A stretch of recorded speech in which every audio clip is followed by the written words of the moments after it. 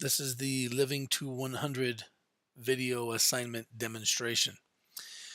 Whenever you see a red label, all of the documents underneath it pertain to that assignment. Here you have a Word document where you can see all the written instructions on the page. This will walk you through it step by step. If you have any questions, at the bottom of the instructions, you have a rubric, and a rubric always will tell you how you're going to be graded, what I'm giving the points for, how many points are going to be deducted for missing items or incorrect items. Now, uh, if you look at the icons here, the piece of paper with a globe on it, this is linked to a website. So the video here is a link to a URL, which is I have my private YouTube account, so just where you're watching the videos. And this is a link to the Livingto100 website.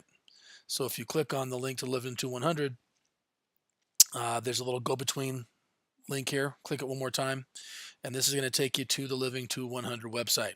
This website is basically just a questionnaire, and the concept of the website is that everybody has a body that can live to be 100 years.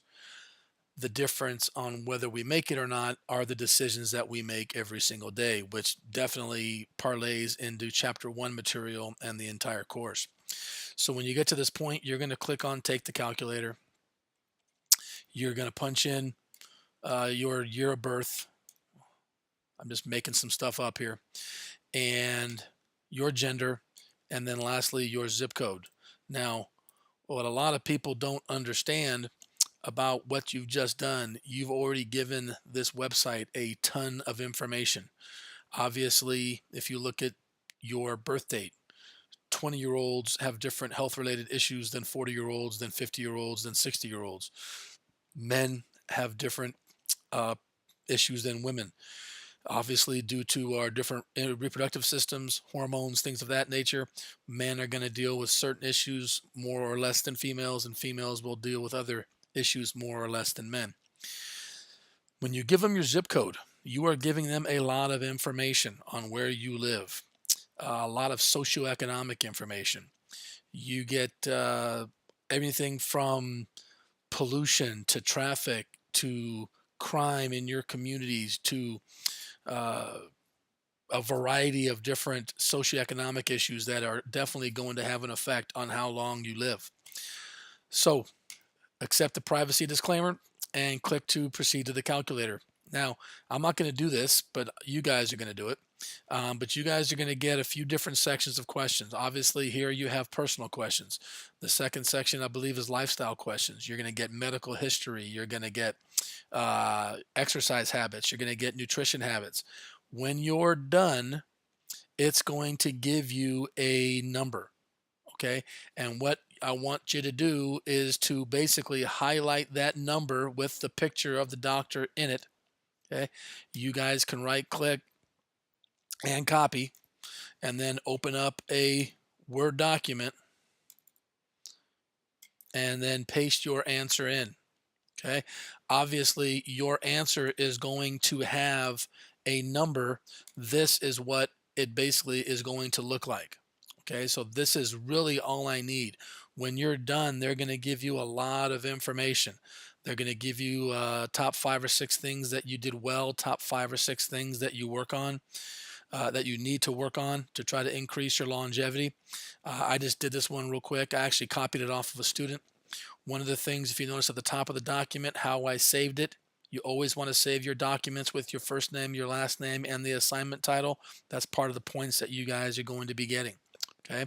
So when you guys are done with the assignment, you can turn it in to the Dropbox. And here is the Livingto100 Dropbox. When you open it up, let me get into student view here. When you open up the document, this is what you guys are going to see. Okay, you can see here I didn't turn anything in. It's not graded. It's due on Sunday, January 15th. I got this much time left and any comments that I want to have. When I click on add a submission, you can see that you can very simply just drag and drop the assignment into it and save the changes, and then you just turned in your assignment. If you don't have the ability to drag and drop, you can go to the file picker and look up the document manually.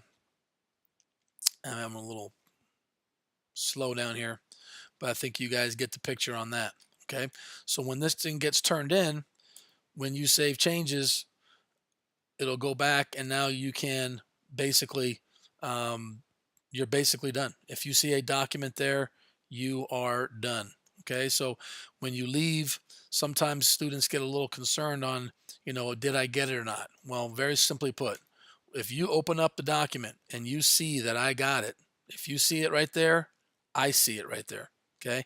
And now, if you want to, you can still have time to edit the submission. You can go back and delete it, change it, whatever you guys need to do in the document.